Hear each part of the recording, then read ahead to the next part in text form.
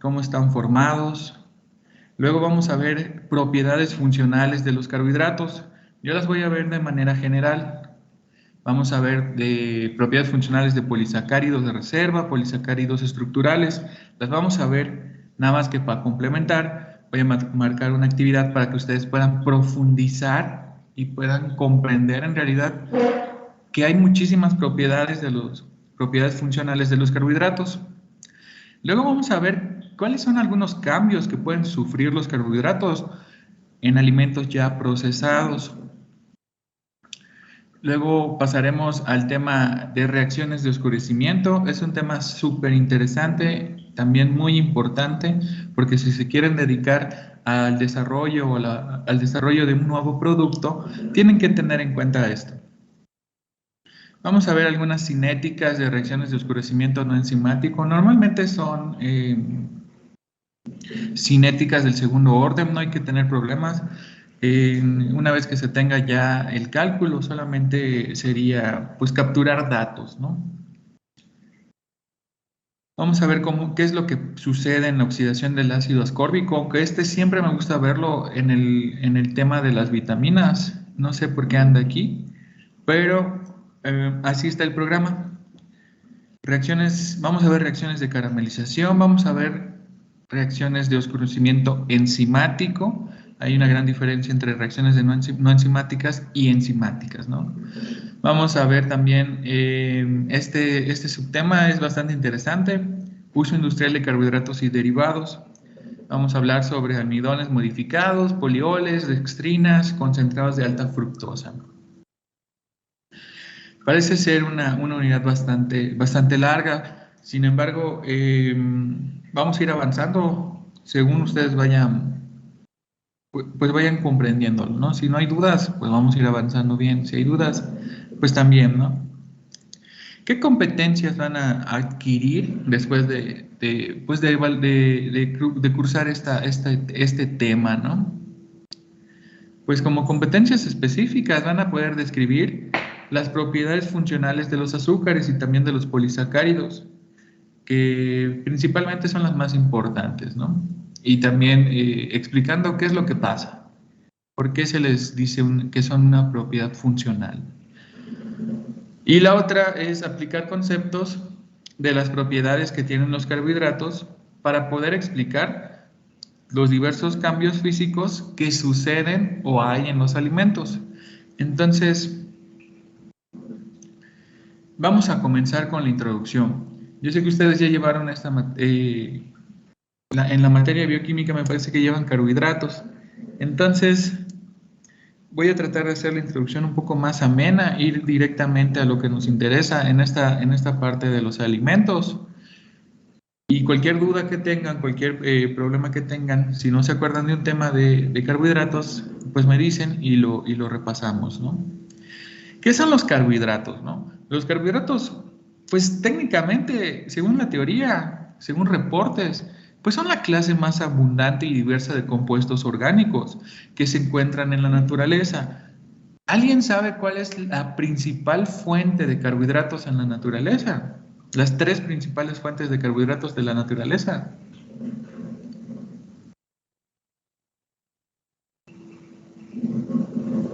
¿No era la fructosa,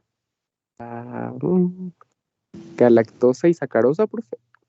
Ok, esos son azúcares, pero no son los más, ¿cómo decirlo? Los que se encuentran en mayor proporción en la naturaleza. Pero sí está bien, son carbohidratos. ¿Cuáles serán los que se encuentran en mayor proporción en la naturaleza?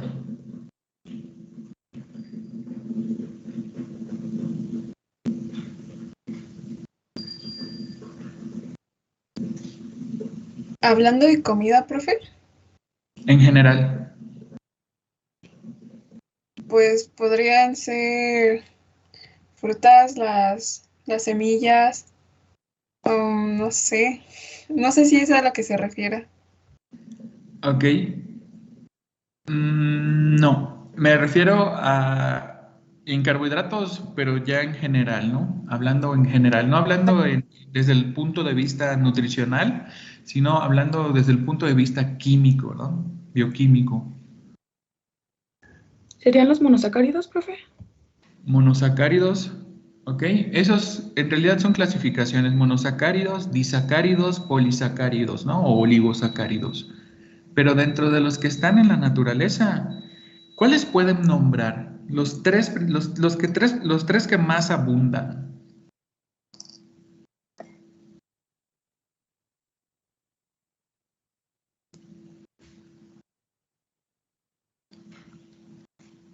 Si nos ponemos a ¿Es el pensar, almidón? almidón, ¿ok? El almidón. Muy bien. Si nos ponemos a pensar en plantas, que es lo que mayor cantidad hay en el planeta Tierra, las plantas son de los principales captores de CO2. Entonces, si lo vemos desde ese punto, sabemos que las plantas pues, pueden llegar a fijar carbono que se encuentra en estado gaseoso en la atmósfera mediante la fotosíntesis, lo convierten en una energía química. Esta energía química son carbohidratos. ¿Cuáles son los que hay más en proporción en el planeta Tierra? Es la celulosa, la hemicelulosa y la lignina. Son componentes de la pared celular de las plantas. ¿Por qué les digo esto? Porque casi ningún organismo puede consumir esta gran cantidad de carbohidratos, ¿no? Entonces, aceptando algunos hongos como bacterias y hongos, ¿no? Es muy interesante cómo en la naturaleza existe mucha cantidad de carbohidratos, pero simplemente las que utilizamos son diferentes, como el almidón, como la sacarosa, como la galactosa, como la glucosa. Entonces, siempre que doy este tema me gusta hacer énfasis, hay oportunidad, ¿no? Si nos vamos a dedicar a la parte de la investigación, hay mucha oportunidad ahorita en los carbohidratos. Más adelante vamos a ver cuáles son las propiedades funcionales. Entonces, sí, se sabe que los carbohidratos son uno de los materiales más versátiles y disponibles. Y por lo tanto, no es sorprendente que las tecnologías relacionadas con los carbohidratos hayan jugado un papel crítico en el desarrollo de nuevos productos. Entonces, es interesante cómo nosotros hemos estado evolucionando, ¿no? Han sacado muchísimos productos desde que se empezó a desarrollar la diabetes y ciertas enfermedades y ciertas tendencias como, por ejemplo, ser fit o dedicarnos a hacer esto de mucho ejercicio. Se me olvidó la palabra, pero personas que cuidan por su cuerpo, cómo empiezan a consumir diferentes tipos de productos que hay en el mercado, innovadores, como por ejemplo, ¿alguien sabe en qué se basa el Splenda o el Canderel o estos sustitutos de azúcares? ¿Saben cómo está la molécula de los carbohidratos?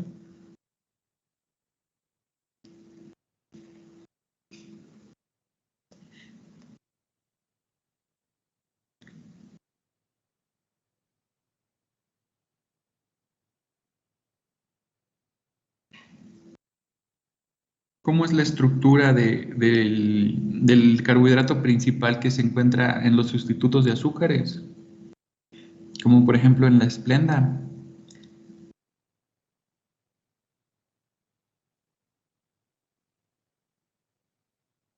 ¿Ok? Si no lo saben, no se preocupen. En realidad, ¿qué es? Es un azúcar que se le llama o se le conoce como sucralosa.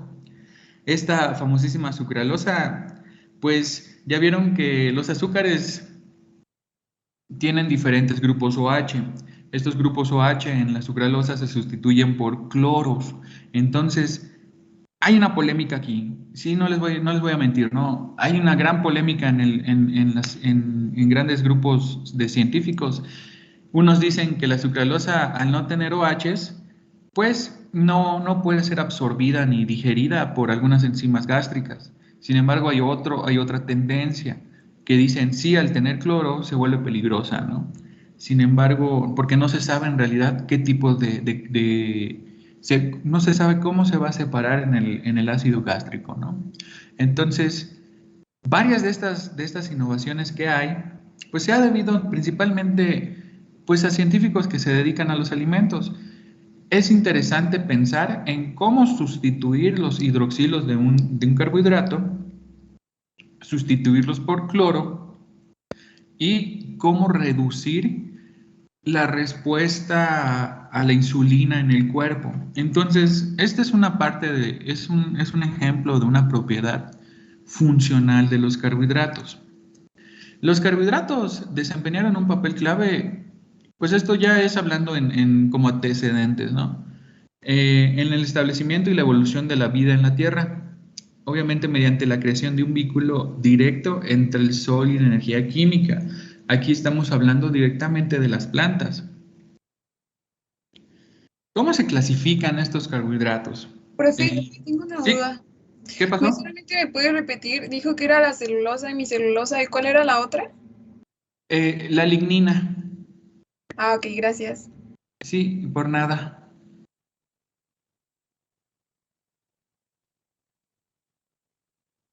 Ok. ¿Cómo se clasifican los carbohidratos? Bueno, los carbohidratos en realidad es de la clasificación que todos conocemos según los bloques estructurales que se vayan uniendo, según la cantidad de monosacáridos que se vayan a estar uniendo.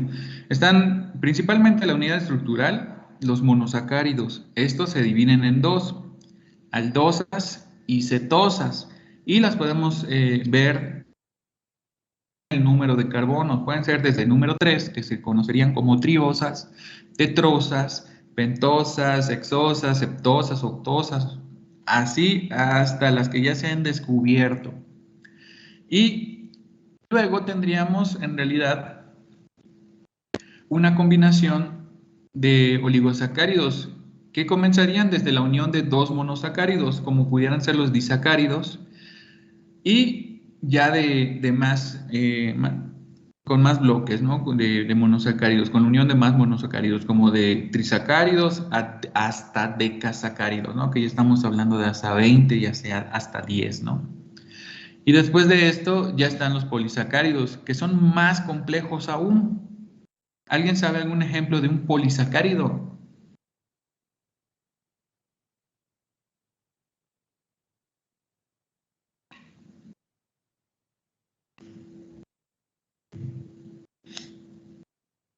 ¿Alguien me puede mencionar un polisacárido? ¿Puede ser el almidón? El almidón, muy bien. Un oligosacárido.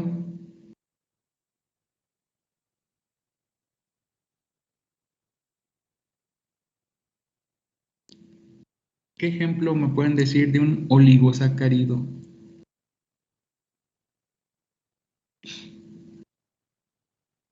La galactosa Ok, o la maltosa. ok. La maltosa y isomaltosa son correctos, es la unión. ¿De qué son unión? ¿Cuáles son sus monosacáridos? Por dos glucosas. Ah, muy bien. Y el monosacárido, un ejemplo, son los más sencillos. La glucosa. La glucosa, ¿qué otros? La ribosa, la galactosa, pues sí, casi ya no se me ocurre otro. Ok. Sí, pues sí, ¿no? O sea, la lactosa, hay muchísimas, ¿no? Y sobre todo cuando hablamos de alimentos, hay muchas más, ¿no? Entonces, esto es interesante. ¿Por qué? Porque cada uno de estos, por ejemplo, los monosacáridos tienen sus propiedades funcionales separados. Los oligosacáridos tienen otras propiedades funcionales. Y luego están los polisacáridos, que también tienen su propio paquete de propiedades funcionales. Hasta ahorita no hemos mencionado cuáles son. Continuemos, ¿no? Ya sabiendo la clasificación, pues ya podemos hablar un poco sobre la importancia y qué tan abundantes son. Los carbohidratos, pues si pensamos de manera general en todo el planeta Tierra, estos van a estar pues ampliamente distribuidos, como en tejidos animales, como en vegetales. Obviamente, no, esto no significa de que, por ejemplo, vayamos a comer una carne y esté dulce, ¿no? No todos los carbohidratos tienen el poder edulcorante, no tienen el poder de generar esta sensación azucarada. En caso de los vegetales, algunos sí. ¿Cómo funcionan o cuál es cuál es su utilidad, ¿no? De cada uno de estos carbohidratos? Pues algunos sirven como reserva de energía, como el almidón, algunos fructanos o los glucógenos.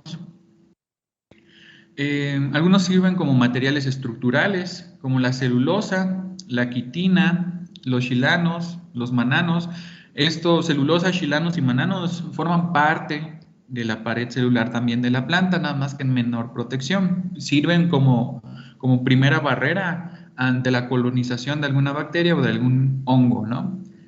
La quitina principalmente la vemos en los exoesqueletos de algunos insectos o del camarón, de algunos crustáceos, y en algunos casos en los hongos, en las setas. También sirven como sustancias protectoras. Algunos polisacáridos de la pared celular de las plantas son desencadenantes de antibióticos vegetales, ¿no?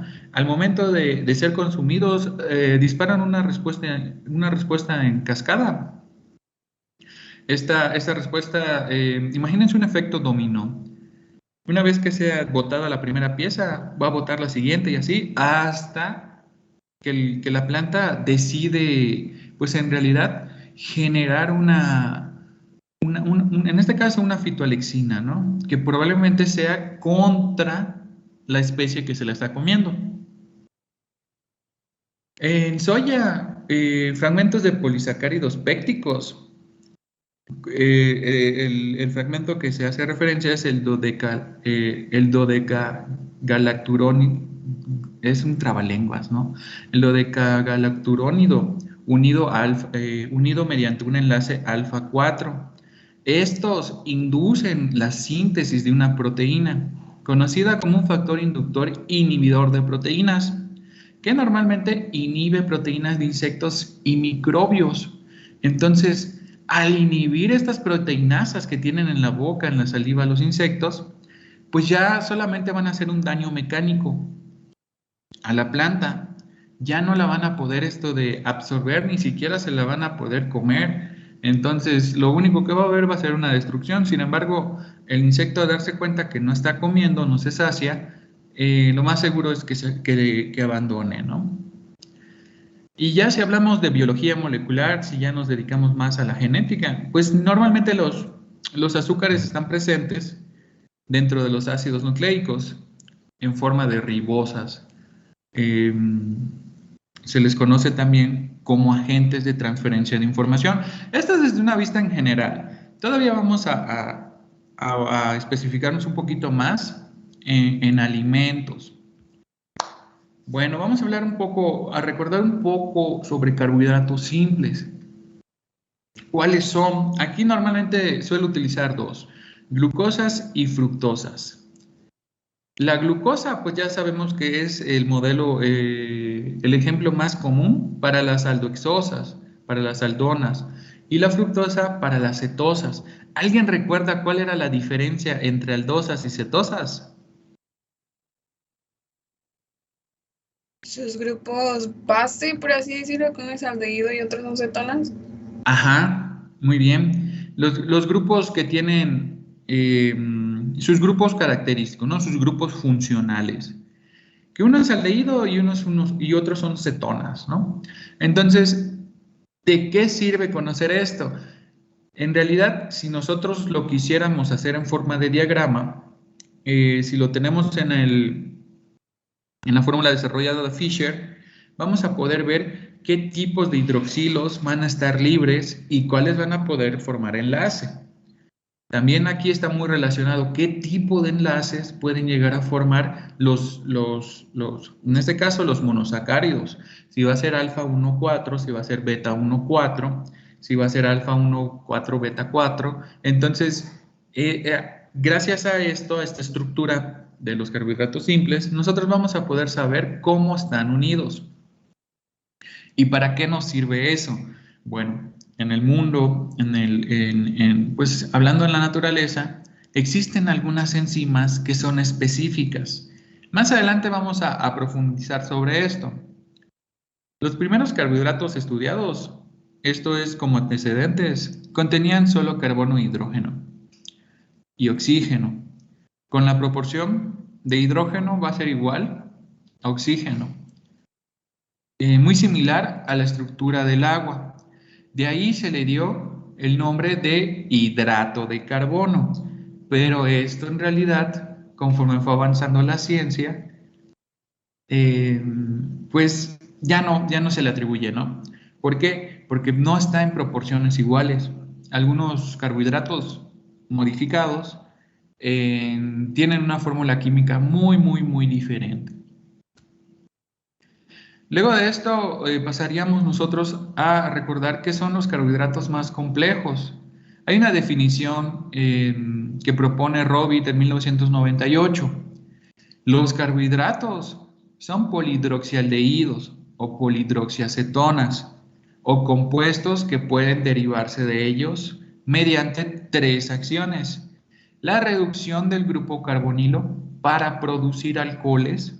Es más, si se reduce un carbohidrato, técnicamente vamos a obtener un alcohol. La oxidación de su grupo carbonilo o grupos hidroxilos para obtener azúcares ácidos. Esto se le conocería como una fermentación. Los dos anteriores son fermentaciones. Y por último, la sustitución de uno o más de los restos de hidroxilos por grupos químicos, como por ejemplo hidrógeno, para dar desoxiazúcares, grupos aminos, como el acetil, NH2, para dar aminoazúcares. Estos aminoazúcares normalmente los vemos en la formación de proteínas y los desoxiazúcares en los ácidos nucleicos, ¿no? Entonces, cualquiera que cumpla con estas 3 características son considerados carbohidratos. Obviamente, en el caso de los desoxiazúcares y los aminoazúcares y algunos azúcares ácidos, son considerados como carbohidratos más complejos. ¿Sí? ¿Sí? Luego vamos a hablar ahorita de algunas características de los monosacáridos.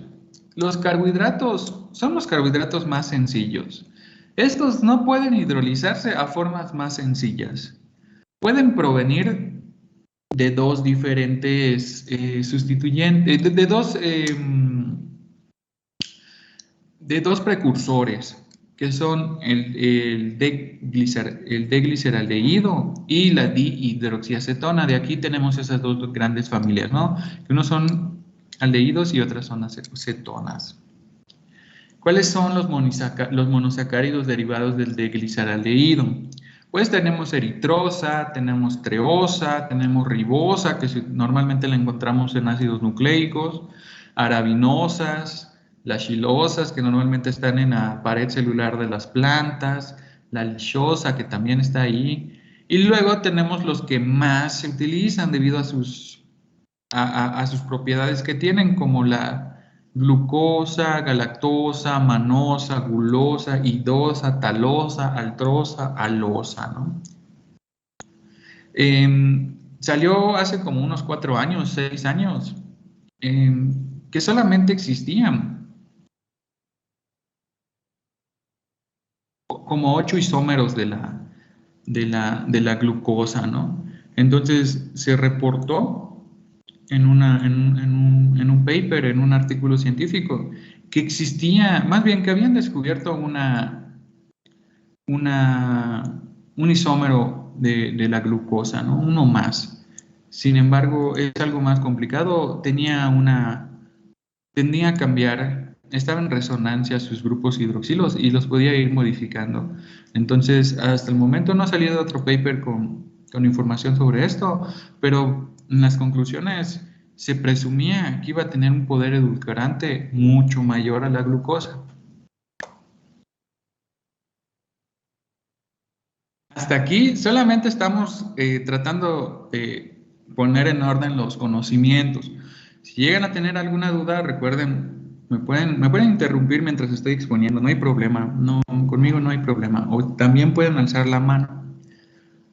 Hasta aquí, ¿alguna pregunta?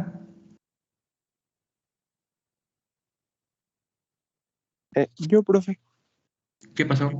perdón, es que quería preguntarle si podría repetir, por ejemplo, la estructura de los, por ejemplo, como de Splenda y de todo eso, ¿cuál es la diferencia que tiene como a un azúcar normal? Ok. A ver, déjame activar el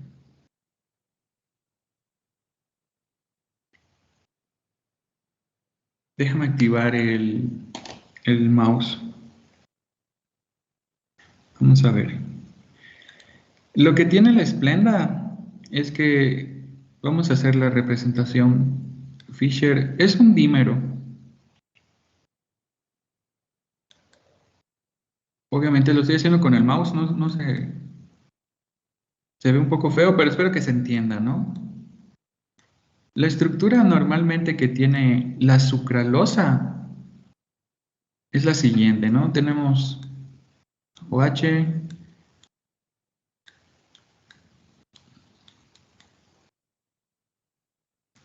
bueno, ahorita hacemos la modificación, ¿no?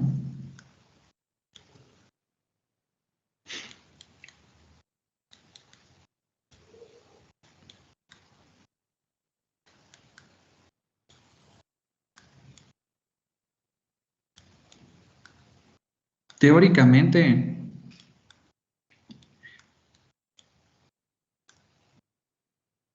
¿qué pasa? ¿Qué disacárido tenemos en la unión de una glucosa y una fructosa?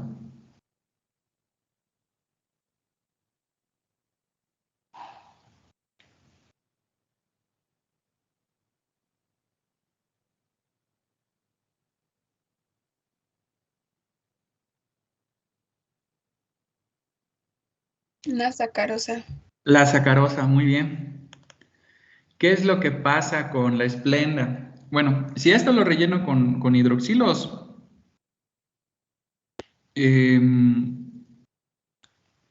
sería una sacarosa. Pero lo que hicieron los científicos fue exponerla a gas cloro y en vez de tener un OH aquí, tiene un cloro. En vez de tener un OH aquí, tiene un cloro.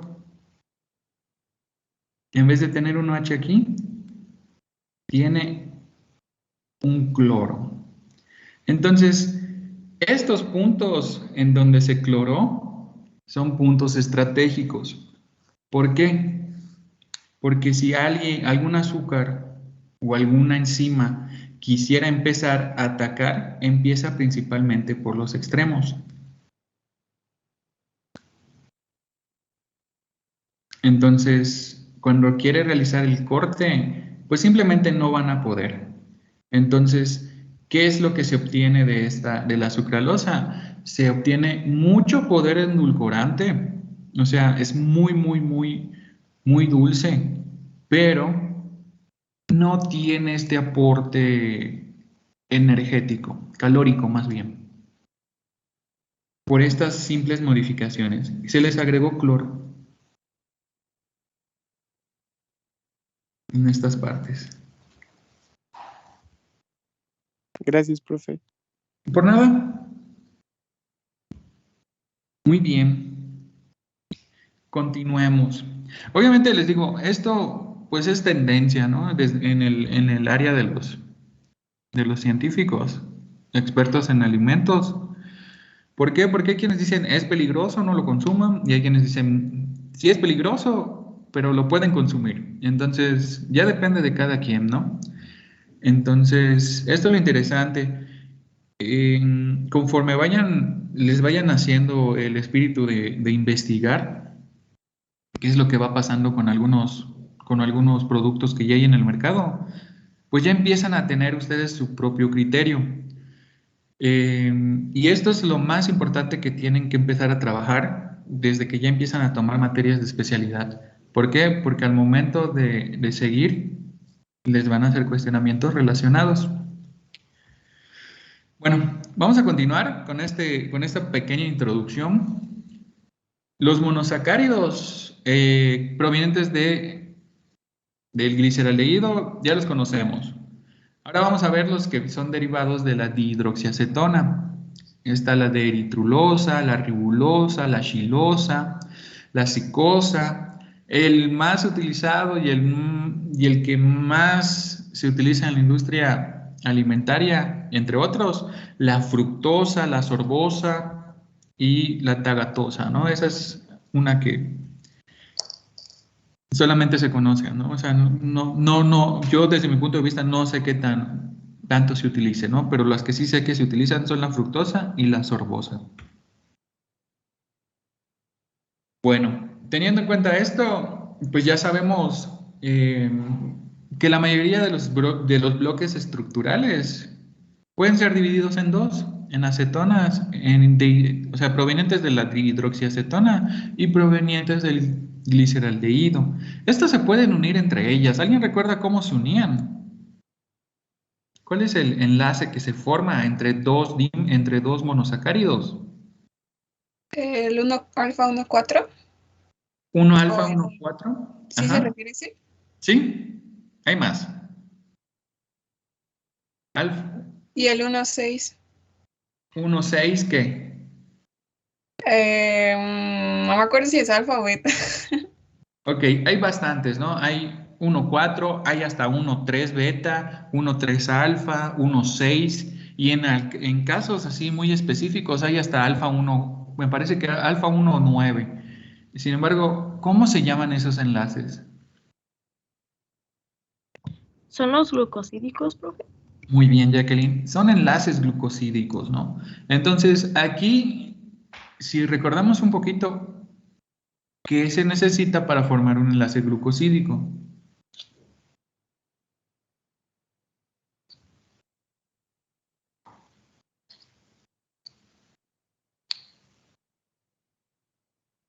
¿Qué se libera? Agua. Agua. Muy bien. ¿Por qué? Porque se pierde un grupo hidroxilo y un hidrógeno de cada uno de los terminales, de cada uno de los monosacáridos, ¿no? Muy bien. Entonces, teniendo en cuenta esa unión, nosotros pues ya podemos hablar un poco sobre oligosacáridos. Estos oligosacáridos, a grandes rasgos, se forman mediante la condensación. Recordemos que la condensación es la pérdida de agua de 3 a 10 monosacáridos.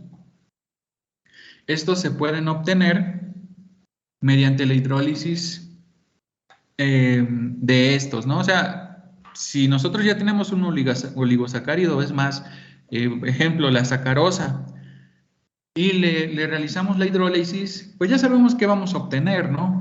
¿Qué se obtendría de la sacarosa?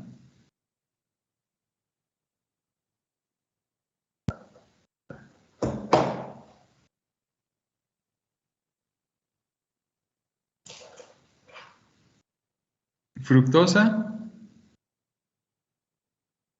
y... Profe, es que se le cortó y yo no escuché nada.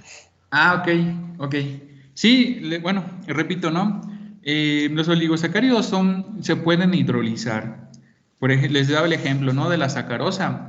Si la sacarosa la hidrolizamos, ¿qué es lo que vamos a obtener? Pues vamos a obtener dos monosacáridos, que son glucosa y sacarosa. Los oligosacáridos pueden ser reductores y no reductores.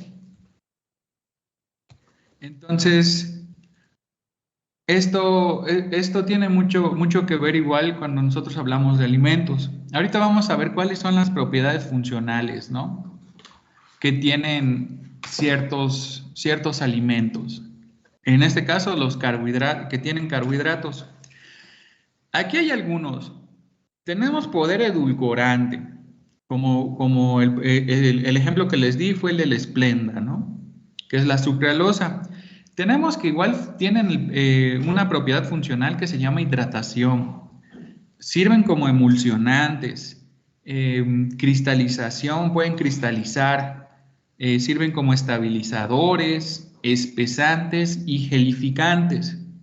Entonces, ¿alguien me puede dar un ejemplo de un emulsionante que sea un carbohidrato?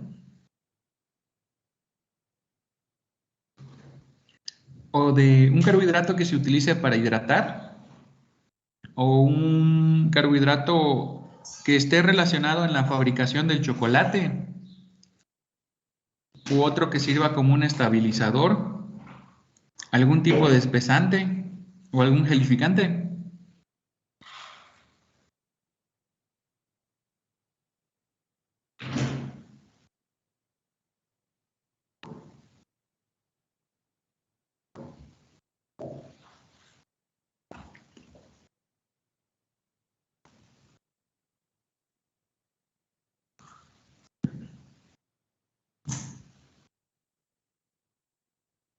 Vamos a dar un ejemplo, ¿no? Esto lo quiero continuar. Quiero que ustedes igual investiguen para mañana. ¿Cuáles son algunos ejemplos de estas propiedades funcionales y en cuáles se utilizan? Voy a hablar de la cristalización, ¿no? Cómo es que sirve como propiedad funcional. En realidad, al momento de preparar un chocolate, un chocolate, vamos a pensar en un chocolate amargo. No cualquier azúcar ningún cualquier carbohidrato le podemos agregar. ¿Por qué? Porque los carbohidratos tienen una característica muy especial que se llama cristalización. ¿Dónde podemos ver este ejemplo de cristalización? ¿Alguien ha visto que, por ejemplo, una solución con carbohidratos se cristalice?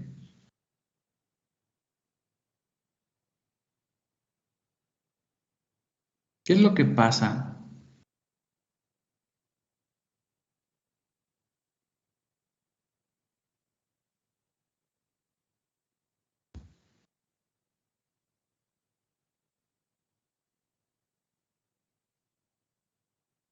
Por ejemplo, la miel. La miel está en estado líquido y se sabe que tiene altos contenidos de glucosa, fructosa y otros azúcares. Si le bajamos la temperatura, ¿qué le sucede?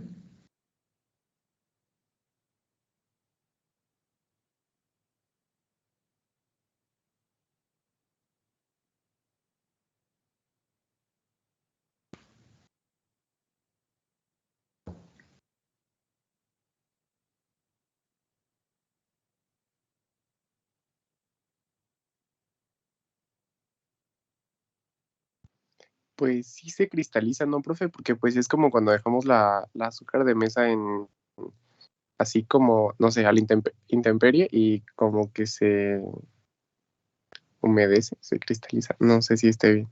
Ok, eso que mencionas, el azúcar de mesa, la sacarosa, es un ejemplo de una propiedad funcional que se llama hidratación. Tiende a absorber el agua en alimentos y se puede utilizar en confitería. Cuando ya vieron que, pues sí, algunos azúcares tienden a absorber agua, ¿no?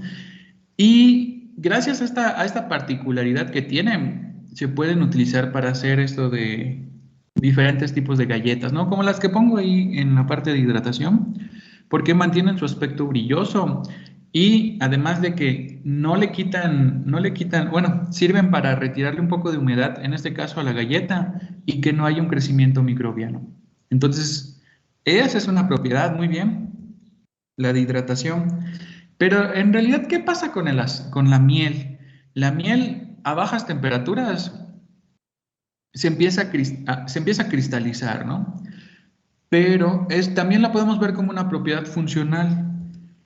Sabemos que la miel tiene alto contenido de fructosa y glucosa, pero si nos ponemos a pensar en el diseño de una barra de chocolate, no nos conviene ponerle glucosa ni sacarosa, porque al momento de refrigerar al chocolate, ¿qué es lo que le va a pasar? Se va a cristalizar en el chocolate, y se van a estar separando, pues, los componentes, ¿no? Y obviamente por el tipo de alimento que es el chocolate, las barras de chocolate, como tienen una alta cantidad de lípidos o de grasas, al momento de separarse con los azúcares, pues vamos a ver un chocolate blancuzco, de color blanco, que normalmente es la superficie. Se empiezan a separar los componentes. Entonces, hay muchísimas aplicaciones de los carbohidratos, hablando de con propiedades funcionales, ¿no? Emulsionantes, la maicena. ¿Qué es la maicena? ¿Qué será la maicena?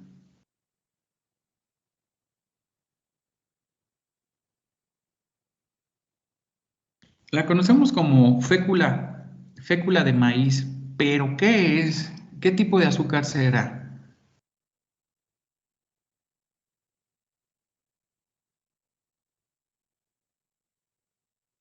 Almidón, es almidón. Entonces sirven también como emulsionantes.